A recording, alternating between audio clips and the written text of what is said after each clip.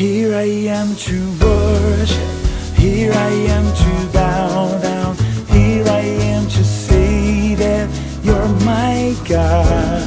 You're altogether lovely, altogether worthy. 3월 9일 화요일 참 귀하고 복된 날입니다. 오늘도 말씀 가운데 말씀과 동행하며 거룩한 리듬으로 살아가는 귀한 하루 되시기를 바랍니다. 우리 함께 그 크신 하나님의 사랑 찬양하고 말씀 나누도록 하겠습니다. 그 크신 하나님의 사랑 말로 다 형용 못하네. 저 높고 높은 별을 넘어 이 낮고 낮은 땅 위에 죄범한 영혼 구하려 그 아들 보내사 화목제물 삼으시고 죄 용서하셨네. 하나님 크신 사랑을 증량다 못하네. 영원히 변치 않는 사랑 성도여 찬양하세. 아멘. 하나님 말씀은 마태복음 21장 33절부터 46절까지입니다. 다른 한 비유를 들으라. 한 집주인이 포도원을 만들어 산울타리로 두르고 거기에서 즙자는 틀을 만들고 망대를 짓고 농부들에게 새로 주고 타국에 갔더니 열매 거둘 때가 가까우매 그 열매를 받으려고 자기 종들을 농부들에게 보내니 농부들이 종들을 잡아 하나는 심히 때리고 하나는 죽이고 하나는 돌로 쳤거늘 다시 다른 종들은 처음보다 많이 보내니 그들에게도 그렇게 하였는지라. 후에 자기 아들을 보내매 이르되 그들이 내 아들은 존대하리라 하였더니 농부들이 그 아들을 보고 서로 말하되 이는 상속자니 자 죽이고 그의 유산을 차지하자 하고 이에 잡아 포도원 밖에 내쫓아 죽였느니라. 그러면 포도원 주인이 올 때에 그 농부들을 어떻게 하겠느냐. 그들이 말하되 그 악한 자들을 진멸하고 포도원은 제때에 얼마를 바칠 만한 다른 농부들에게 새로 줄지니이다. 예수께서 이르시되 너희가 성경의 건축자들이 버린 돌이 모퉁이의 머릿돌이 되었나니 이것은 주로 말미암아 된 것이요 우리 눈에 기이하도담을 읽어본 일이 없느냐. 그러므로 내가 너희에게 이르노니 하나님의 나라를 너희는 빼앗기고 그 나라의 열매 맺는 백성이 받으리라. 이 돌 위에 떨어지는 자는 깨지겠고 이 돌이 사람 위에 떨어지면 그를 가루로 만들어 흩으리라 하시니 대제사장들과 바리새인들이 예수의 비유를 듣고 자기들을 가리켜 말씀하심인 줄 알고 잡고자 하나 무리를 무서워하니 이는 그들이 예수를 선지자로 알미었더라. 아멘. 그럼 마태복음 21장부터는 예수님과 당시 종교 지도자 그리고 정치 지도자들과의 갈등을 다루고 있습니다. 자, 예수님은 이 땅을 위한 왕으로 오셨지만 그들은 예수님을 왕으로 모시기를 거절하지요. 단순한 반대가 아니라 예수님을 대적하고 죽이려고까지 합니다. 이런 그들의 태도를 예수님께서는 한 비유를 통해서 잘 지적해 주었습니다. 한 사람이 포도원을 만들고 농부들에게 새를 주고 타국으로 갑니다. 농부들은 약속한 새만 낸다라면은 바로 그 문제 없이 포도원을 운영할 수 있었을 겁니다. 근데 막상 수확의 때가 되자 문제가 생기기 시작합니다. 그것은 바로 주인이 새를 받기 위해서 종들을 보냈는데 농부들이 새를 주지 않고 오히려 종들을 심히 때리고 죽이기까지 합니다. 주인이 다른 종들을 보냈으나 마찬가지였지요. 그러자 주인은 마지막으로 자기 아들을 보내려고 합니다.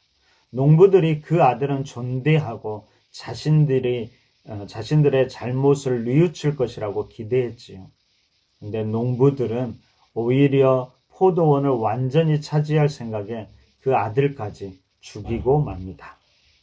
예수님은 이 이야기를 듣던 바리새인들과 서기관들에게 포도원의 주인이 그런 농부를 어떻게 하겠느냐고 묻습니다. 그러자 그들이 이렇게 대답하지요. 41절입니다.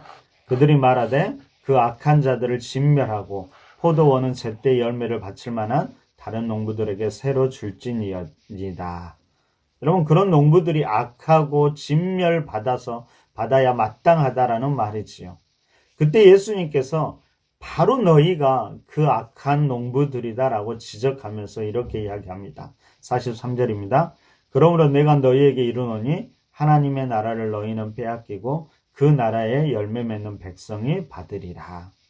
그럼 그제서야 대제사장들과 서기관들은, 바리새인들은 그 비유가 자기들을 가리켜 하신 말씀인지 깨닫고 예수를 붙잡으려고 하지요. 그럼 이 비유를 우리가 다시 한번 생각해 보면 좋겠습니다. 자, 이 비유의 대상은 분명합니다. 그러면 주인은 하나님을, 그리고 농부는 당시 종교 지도자들을, 그리고 주인이 보낸 종들은 선지자들, 그리고 마지막 아들은 예수님을 말합니다. 그러면 이 비유처럼 하나님께서 백성들을 돌이키기 위해서 많은 선지자를 보내셨습니다. 하지만 당시의 종교 지도자들은 그들을 때리고 돌로 쳤으며 심지어 아들을 죽이게 될 것입니다. 그들이 받아야 할 마땅한 형벌은 무엇이었을까요? 바로 진멸당하는 것이죠. 자신들도 분명히 그렇게 생각했습니다. 문제는 무엇일까요? 문제는 지도자들이 자신들 스스로를 그렇게 객관적으로 보지 못한다라는 것입니다.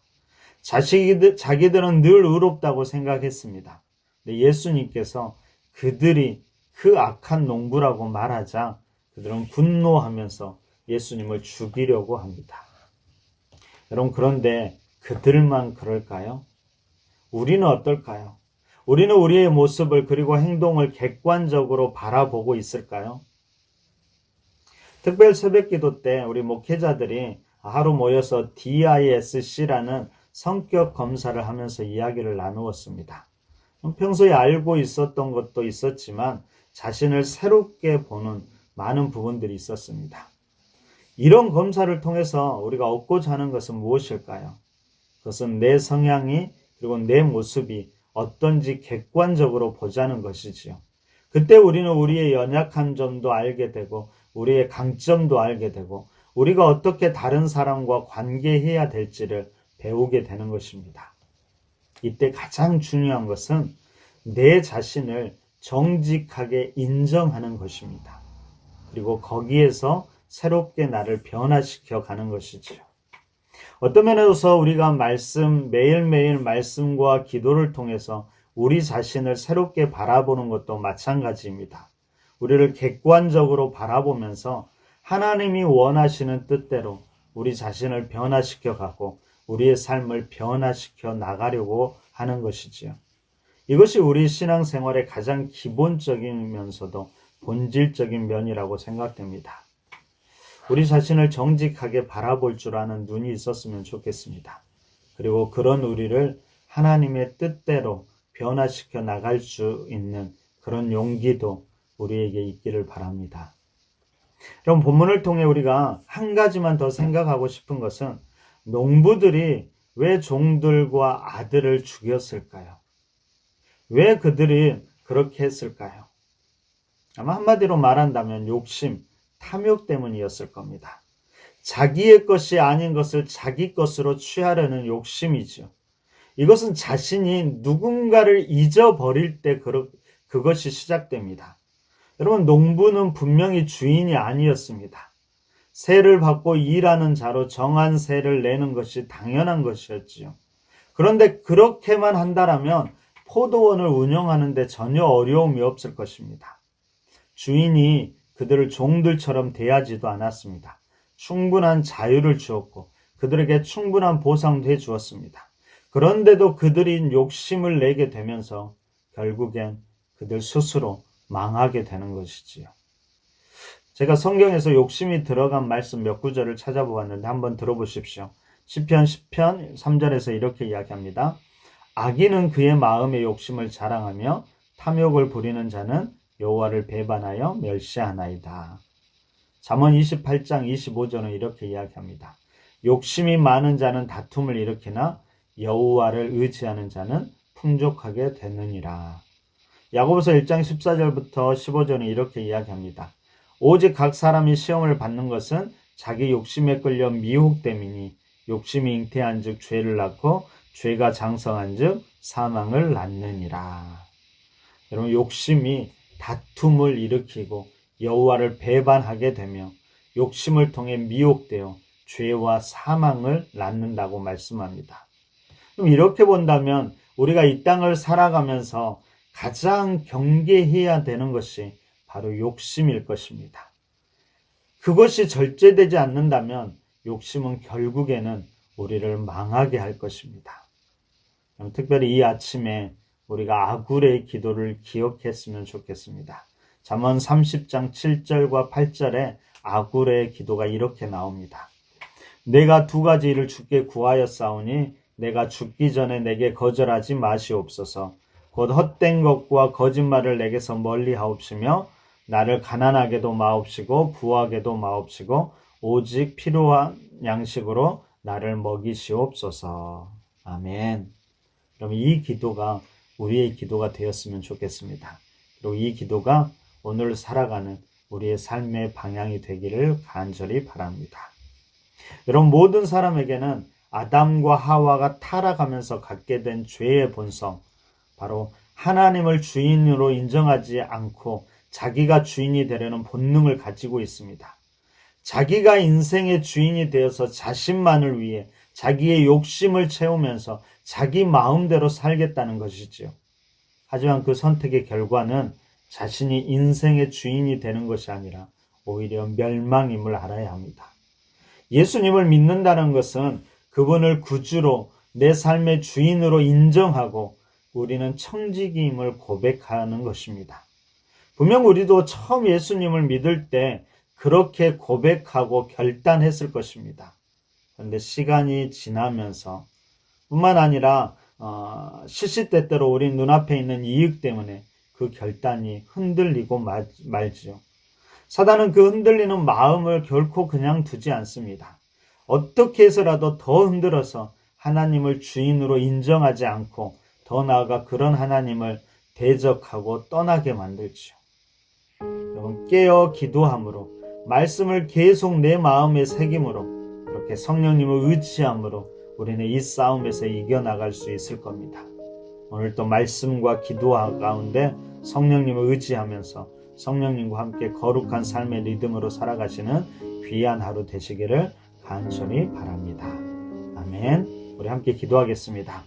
오늘은 특별히 아굴의 기도를 기억하며 기도했으면 좋겠습니다. 헛된 것과 거짓말을 멀리 하기를 기도하십시오.